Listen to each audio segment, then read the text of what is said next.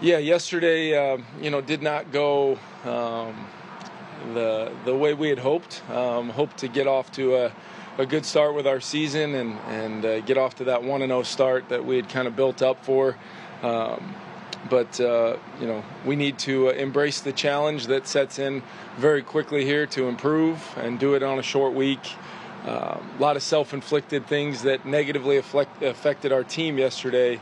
That if we can at least get those cleaned up, go into a really tough challenge on Thursday night with clean plans and have a little bit better overall execution and more importantly just limit those self-inflicted things, I think we'll be in good shape to compete and try to win our first game.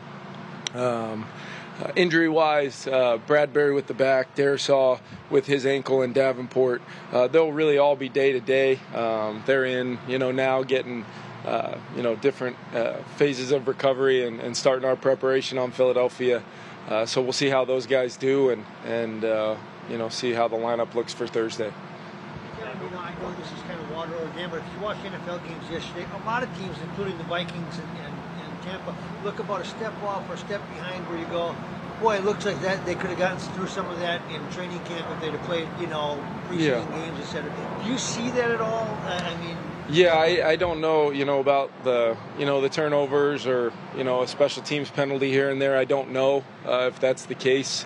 But my expectation is that some of those things, whether they got reps or not, that really, 12 reps here, 10 reps there, I don't know if that would have, solved that. I think we were close in the first half. If we finished that late in the half drive, to have a chance to go up 17-3, that might have gave us an opportunity to be very similar to the spot we were going into the locker room a year ago in the opener. But that was not the case. Didn't get that drive done, and then they were able to go on a drive, about a 9-minute drive there to start the third quarter and tie the football game up. So a lot of things that we can improve on and things that, like I said, self-inflicted, but also things we could coach better. Our players just be a little bit cleaner in their execution and give ourselves a little bit better chance to not set ourselves behind the 8 ball so far. Okay. Yesterday you mentioned a couple of the unscouted pressures the Yep. Bucs sent early. You have to basically prepare for the same from the Eagles. I think, this is going to be, this is one of the best defenses in football, one of the best fronts, if not the best in the league right now. And we have a ton of respect for, not only the guys that you'll see in their starting units, but they've got, kind of a first and second wave of problems defensively. There's always going to be some things where, a team can get you, especially, in the opener or before things have been really put on tape yet, based upon game plan and something that maybe they've done in the past and just giving you a little bit different look. We got to find ways to survive those downs and not turn the football over, and that's all 11 guys out there. That's not any one particular player. We made some adjustments and we're able to handle that pressure moving forward in the game and turned it into some positive conversions later on. But across the board, we think our rules and responsibilities, we handle a lot in our protection schemes, and my hope is we really limit those kind of free runner looks. And first third down of the game, they run a really good kind of TE stunt there to the 3 big side. We didn't handle it very well, and then we came back and did it a little bit better later on in the game. But how many times can we just go out and execute those on the initial opportunities is what I'm looking for, and getting off to a faster start will be critical. We'll have to do some of those things to have a chance to do that against like I said, one of the best defenses in our league. Fans and the media tend to overreact after week one. How are you going to make sure your players in that locker room don't overreact, or do you want them to a little overreact from a I think it's a little of both. Look, we no opportunity in this league, regardless of when it takes place. You don't want to underreact to anything, because it's our job to acknowledge the truth, acknowledge exactly what happened, and that's us having a little bit more information about the what. But I totally understand that reaction, especially with the excitement building for hopefully this football team. We didn't get it done yesterday, and that's where we've got to go back and acknowledge on a short week the things that both we caused ourselves, the things that the opponent caused, and then what opportunities did we miss possibly in the game on any one of our three phases that the outcome would have been different. So I think there's all the above involved in as we comprehend yesterday with a mindset of moving forward, and no better way to feel better about what happened yesterday than to go play a really good game on Thursday and go try to win a game on the road in one of the toughest places to play against a really good team. But I've got nothing but confidence in our football team, and maybe even more so after watching the tape yesterday, knowing how close things were to being maybe a different result. But you got to give Tampa credit. And, we can talk about coulda, woulda, shouldas all we want, but ultimately that result was what it was, and now it's how we handle that as a football team and an organization moving forward that I think is the most important thing. Is Brad efficiency yesterday? After watching it back, did you see any common themes of things to fix there to improve that in a short week? Yeah, I thought there were some runs where it was kind of that one or two guys here and there that if we just get a little bit better hat placement, a little bit more finish on a combination, we're getting downhill on a few of those runs a little bit more. The injuries, a couple times, just a couple guys being in and out of there is not an excuse, but just how those guys had gotten reps together.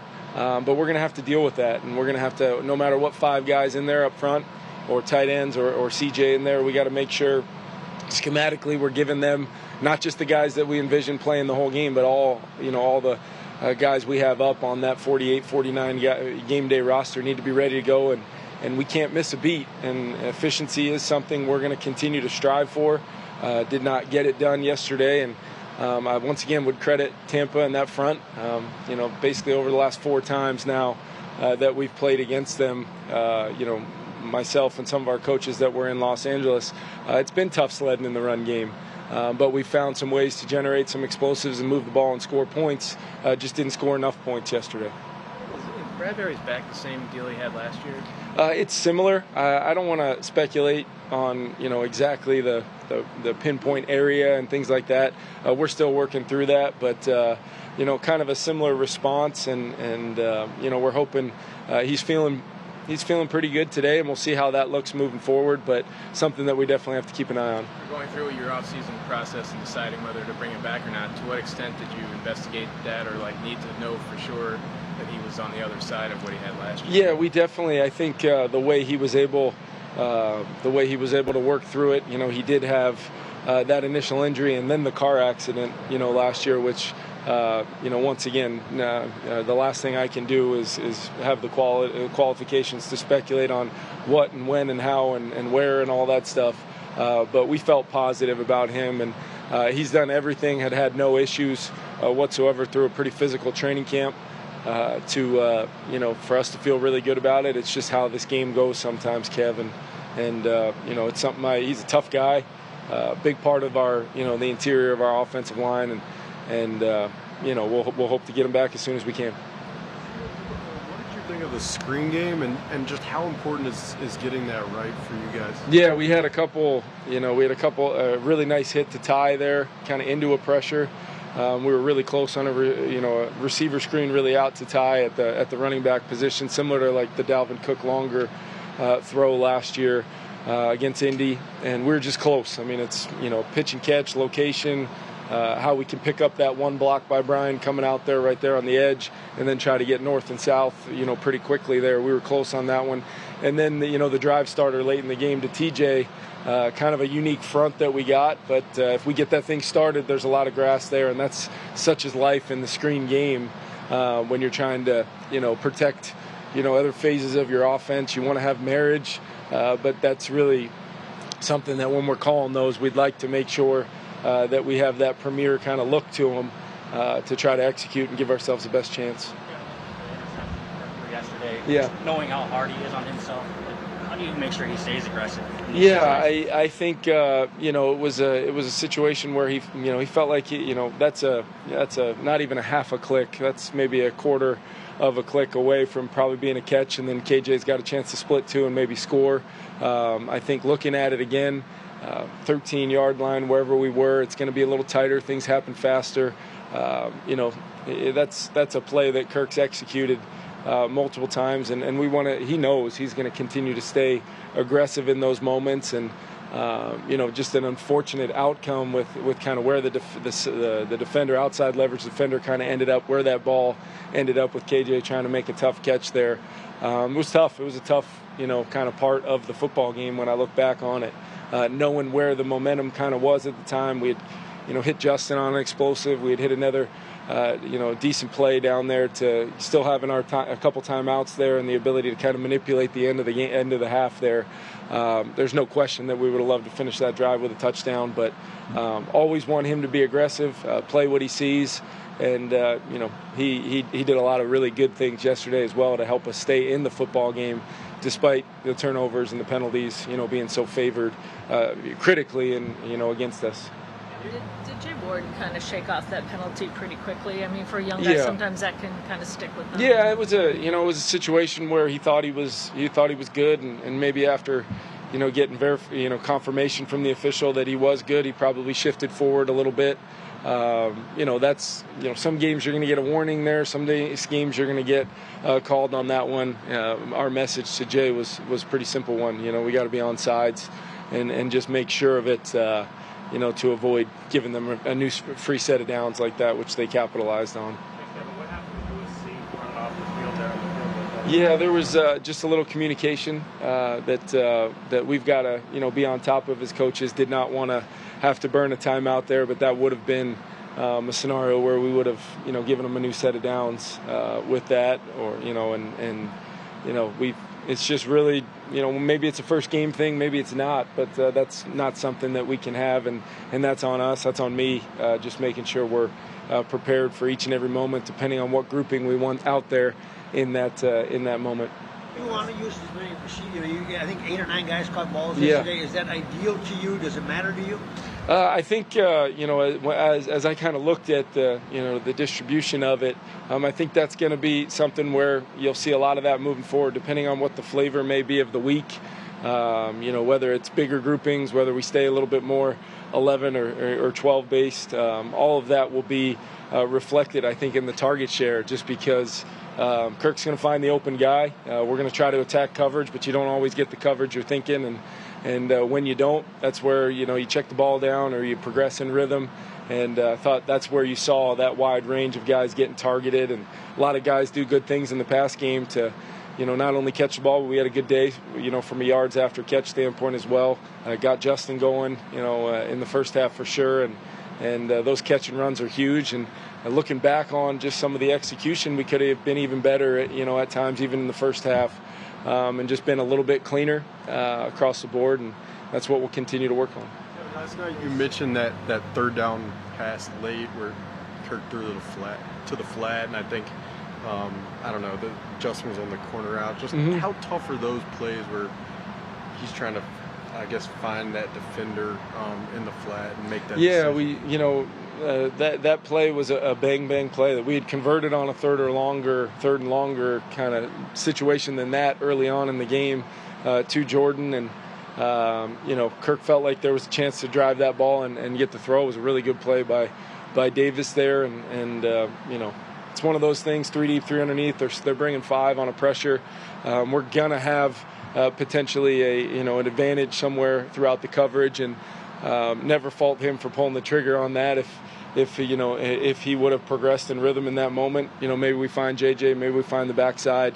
But either way, he's playing exactly how we talk about the play, and those plays are going to happen, and that's where it's about the detail, it's about the footwork, the timing, the rhythm, all of our eligibles being where we need them to be, and it's making sure we're good from that standpoint, and then coaching off the result to be better the next time. But that was a chance to possibly we make that play, the drive's going, and maybe we find a way to win that one with a significant drive to finish the game.